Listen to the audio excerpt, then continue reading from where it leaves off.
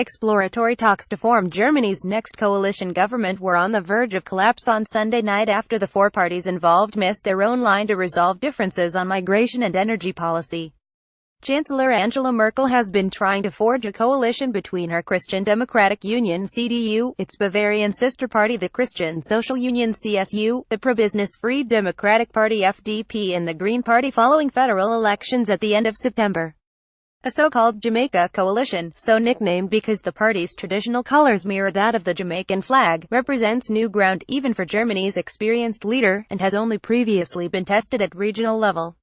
In a month of exploratory talks, Merkel has often cut a passive figure as party representatives found themselves at loggerheads over issues such as the question of how many of the migrants who found their way to Germany in 2015 and 2016 will be allowed to be reunited with their families.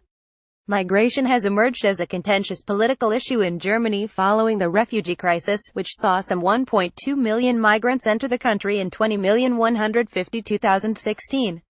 The backlash against Merkel's decision to keep open Germany's borders has seen a far-right party, the anti-refugee Alternative for Deutschland, enter the German parliament for the first time in over 50 years.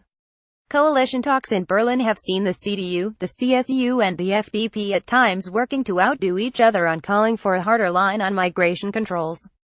According to reports in German media, the Green Party over the weekend suggested a compromise whereby they would agree to limit Germany's annual intake of migrants to a benchmark figure of 200,000 as long as other parties did rule out that migrants with subsidiary protection status could be reunited with their families.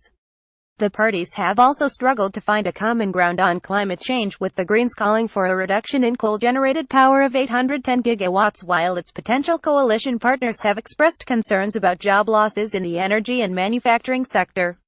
At the start of the weekend, the FDP leader, Christian Lindner, had announced a line for the exploratory talks.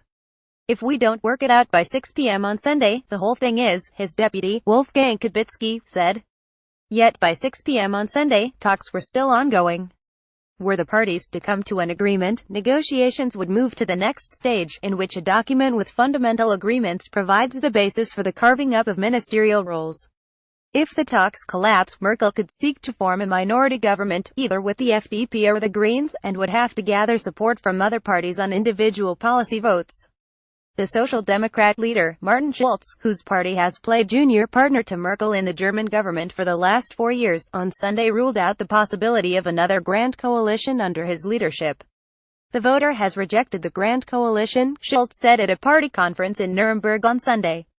"Once all other options are exhausted, Germany's president, Frank-Walter Steinmeier, could dissolve the current parliament and call fresh elections."